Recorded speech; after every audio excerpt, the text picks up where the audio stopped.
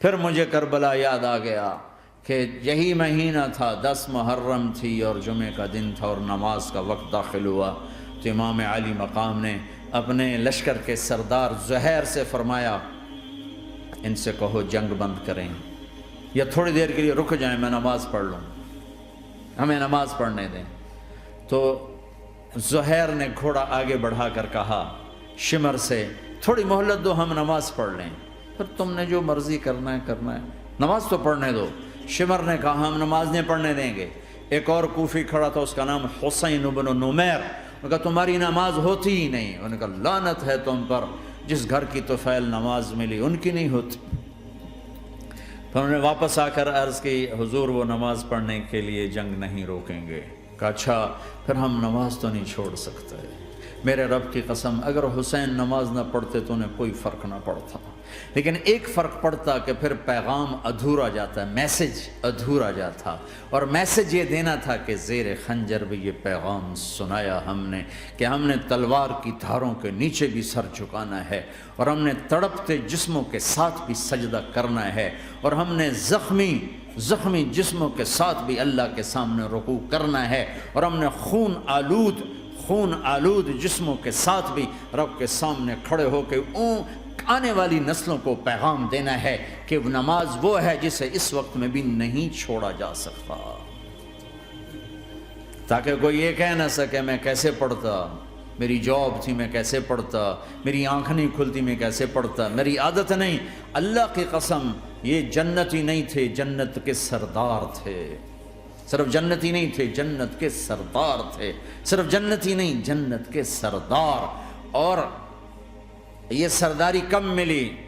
محنت کے بعد نہیں، پہلے ہی ابھی ماں کا دودھ نہیں چھوٹا تھا کہ میرے نبی نے فرمایا حسن حسین جنت کے نوجوانوں کے سردار ہیں، اور ایسا پیار تھا کہ دونوں کو عرب سردار بچہ اٹھانا اپنی ذلت سمجھتے تھے، بچے نہیں اٹھاتے تھے، سب کے سامنے پیار نہیں کرتے تھے، لیکن آپ حسن حسین کو یہاں اٹھاتے پھر یہاں ہی نہیں اٹھاتے تھے، یہاں کندھوں پہ بٹھاتے یہاں، اور ایک عرب بدو حیران ہو کے دیکھ لیں یا رسول اللہ یہ آپ کیا کر رہے ہیں، مطلب یہ کتنی عیب کی بات ہے کہ آپ جیسا سردار اور یہاں بچوں کو بٹھایا ہوا ہے۔ کہنے لگا آپ ان سے بہت پیار کرتے ہیں؟ کہا ہاں میں ان سے بہت پیار کرتا ہوں، اور صرف میں نہیں کرتا اللہ بھی ان سے پیار کرتا ہے، اور بتاؤں جو ان سے پیار کریں گے اللہ ان سے بھی پیار کرے گا، جو ان سے محبت کریں گے اللہ ان سے بھی محبت کرے، اللہ بھی ان سے محبت کرے۔ پھر ہم نے دعا مانگی یا اللہ جو ان سے پیار کرے تو ان سے پیار کر، جو ان سے بغض رکھے تو ان سے بغض رکھ۔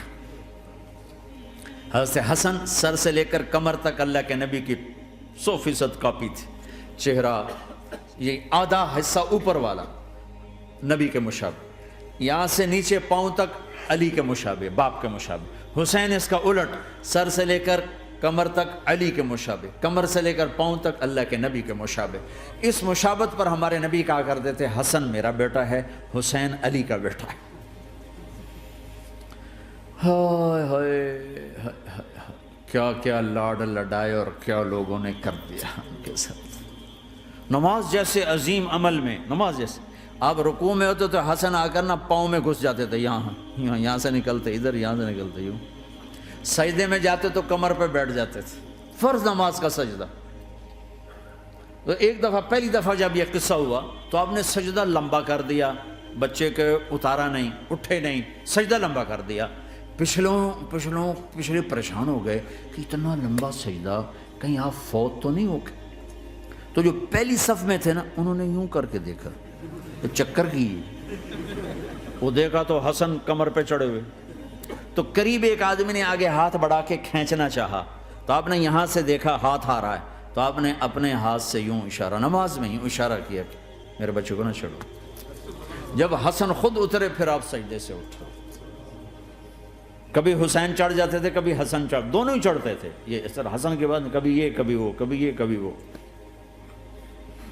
اور آپ حسن کو جب چھوٹے تھے زیادہ حسن، تو آپ حسن کو یوں زبان دکھاتے، اتنا بڑا عظیم نبی کیا ہو رہا ہے، تو وہ زبان آپ کی زبان بڑی سرخ خوبصورت تو وہ بچہ سمجھتا شاید یہ کوئی کھانے کی چیز ہے، تو آگے یوں ہاتھ مارتا ہے، پکڑنے کے لیے ہاتھ مارتا، پھر وہ بیٹھ جاتے، پھر آپ کہتے ہیں یہ میرا نبی گھر کی زندگی بتا رہا ہے۔ اور تمہیں تو بچوں کے پاس بیٹھنے کا وقت ہی کوئی نہیں، بیگم بھی کم جاب پہ جا رہی، خامد بھی جاب پہ جا رہا، پیچھے بچے ڈرگ بیچنے پہ لگے، اب تم کس کام کے ہو؟ کیا کرو گے اس دولت کو؟ یا نہیں ڈرگ بیچو، گستاخ ہو گیا، بدتمیز ہو گیا، تو اس دن دولت کو آگ لگا دو جا کے۔ آپ اپنے بچوں کو ٹائم دو، اپنے بچوں کو ٹائم دو۔ عورت کا کام کمانا نہیں ہے، عورت کا کام نسل کو بنانا ہے۔ قناعت سیکھو، قناعت تو آسانی سے مینج ہو جائے گا، قناعت نہیں تو پھر تو دنیا کے بادشاہ کی بھی ہوس پوری نہیں ہو سکتی۔ کھیلتے تھے، حسن حسین کی کشتی کراتے تھے، دونوں بھائیوں کی کشتی کراتے۔ ایک دفعہ دونوں کی کشتی ہو رہی اور حسین ذرا کمزور پڑ رہے تھے، تو آپ اس کو شاباش دیتے، شاباش شاباش شاباش۔ تو حضرت فاطمہ کہنے لگی، ماں بھی بیٹھی تھی، کہنے لگی یا رسول اللہ آپ حسین کو شاباش دے رہے ہیں، حسن کو کیوں نہیں دے رہے؟ تو آپ نے کہا یہ جبریل میرے پاس کھڑا ہوا ہے، یہ بھی حسین کو شاباش دے رہا ہے، تو میں بھی حسین کو شاباش دے رہا ہوں۔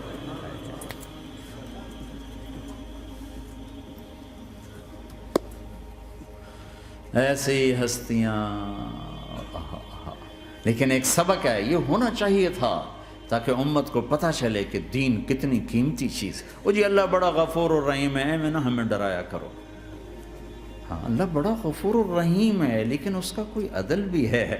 رات کا شراب پینے والا اور رات کو مصلی پہ رونے والا برابر ہو جائیں گے، تو پھر یزید حسین کو ایک ہی جگہ بٹھا دو، پھر کربلاؤں کے لیے رونا چھوڑ دو۔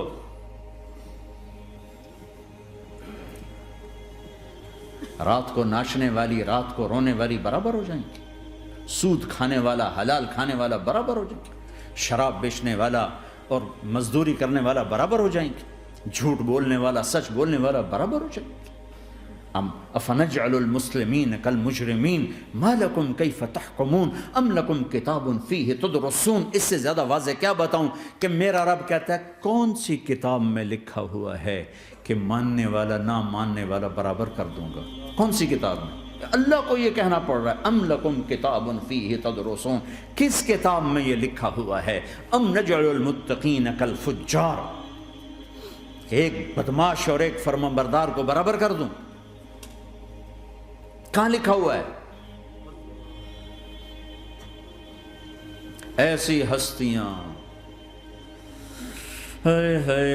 جنگ سے پہلے اونگ آ گئی، آنکھ کھلی تو ہنسنے لگے۔ بہن نے پوچھا یہ تو ہنسنے کا موقع نہیں، کیوں ہنسے ہو؟ زینب کہا بہن اللہ کے نبی خواب میں آئے، فرما رہے ہیں بیٹا میں لینے آ چکا ہوں، تو اب نہ پڑھے نماز، اب کیا مسئلہ ہے؟ جنت کے لیے تو کرنا ہے سب، یہ جنت کے لیے تو کر رہے، اللہ کے لیے تو کر رہے کہ زر دادن و جان دادن نہ آئے از لذت دیدارش، خسرو چتواں گفتن سر دادن و جان دادن نہ دیدہ رخ یارے۔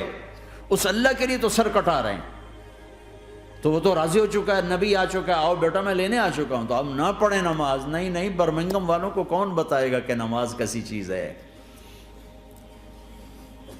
انہوں نے کہا جی وہ نہیں جنگ روک کرے گا، پھر چلو نماز پڑھو، نماز تو نہیں چھوڑی جا سکتی۔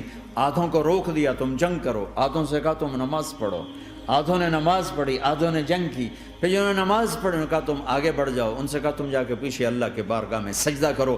1400 سال کی تاریخ میں ایسے نمازی میری نظروں سے نہیں گزرے، اور ایسی نماز نہیں پڑھی گئی نبی کے زمانے کے بعد۔ آپ نے بھی صلاۃ خوف ایک پڑھی تھی، وہ نبی تو نبی ہوتا ہے، اور کیا ان کا حال تھا، خون و خون، اپنے خون سے وضو کیے یا کربلا کی مٹی سے تیمم کیے؟ جب سجدوں میں سر رکھ کے سبحان ربی الاعلی کہا ہوگا تو دھرتی میں کیا ہلچل مچی ہوگی۔ نماز نہ چھوڑا، نماز نہ چھوڑنا، کوئی عورت نہ کوئی مرد، نماز نہ چھوٹے۔